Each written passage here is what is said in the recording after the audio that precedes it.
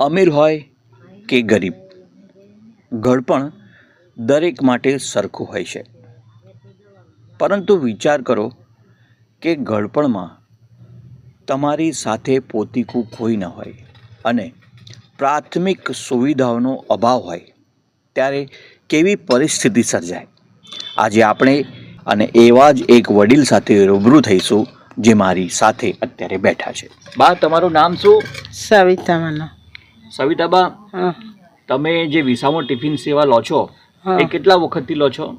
ખાસે વખતથી લે. હું આ વિધવા થઈ તારનું આવો મારે. એટલે ત્રણ વર્ષ થયા હશે ને? આ ત્રીજું વર્ષ થયું. ત્રીજું વર્ષ થયું હશે. હા. અને તમને આ ટિફિન સેવા જે છે એ કેવી રીતે મદદરૂપ થાય છે તમને?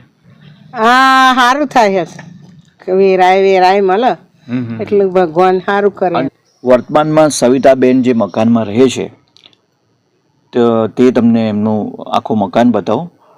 એક તો એમનો જે વપરાશનો જે ભાગ છે માત્ર આટલો જ છે. બાકી અંદર જે છે એ પરિસ્થિતિ બહુ ખરાબ છે. ઊભા રહેવાની પણ જગ્યા નથી. હું તમને બતાવવાની કોશિશ કરું છું. મારા કેમેરામેન જે છે રણજીતભાઈ, એમને હું કહીશ કે આ થોડીક અંદર આવે. હું જગ્યા બતાવવાની કોશિશ કરું છું. હવે આ તૂટેલી ફૂટેલી હાલતમાં મકાન છે, જ્યાં ઊભા રહેવાની પણ જગ્યા નથી. તૂટેલી પાટ, લાકડું અને થોડાક પાણીના માટલા 4-5 પડ્યા છે. આ તમે જોઈ શકો છો. 4-5 પાણીના માટલા છે. પછી રણજીતભાઈ ઉપર બતાવજો. આ તૂટેલી છત છે અને અહીંયા થોડાક નજીક આવજો. આ થોડોક લાકડાનો ભંડાર છે. અહીંયા અંધારું છે, લાઇટ છે નહીં. પંખાની કોઈ વ્યવસ્થા થાય તેમ નથી.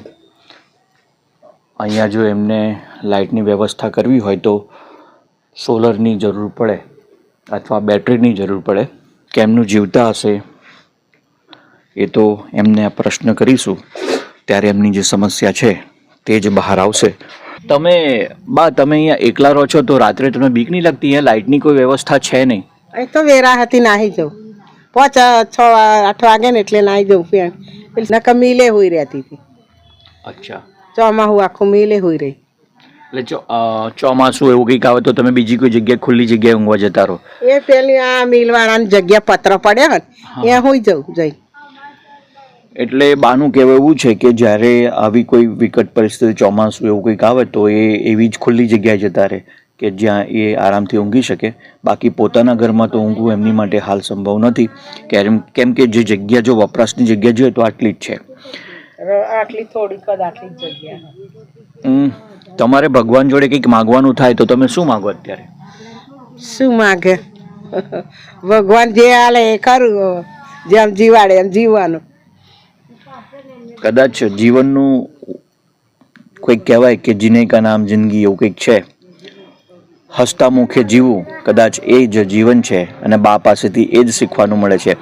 આટલી બધી એમને સમસ્યા અંગત જીવનમાં હશે, ઘણી બધી સમસ્યાઓ હશે, પણ તે છતાં એમનું હસતું મુખ એ સમસ્યાઓ જે છે એમને બહાર નથી આવવા દેતું.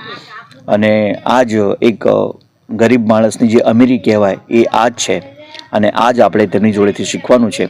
બાકી અમારા તરફથી એમને પ્રયત્નો ચાલુ છે કે એમનું જીવન થોડુંક સરળ બને અને અમારાથી બનતી કોશિશ અમે કરી રહ્યા છીએ અને કરીશું. તો આ સાથે જ સર્વને રામ રામ.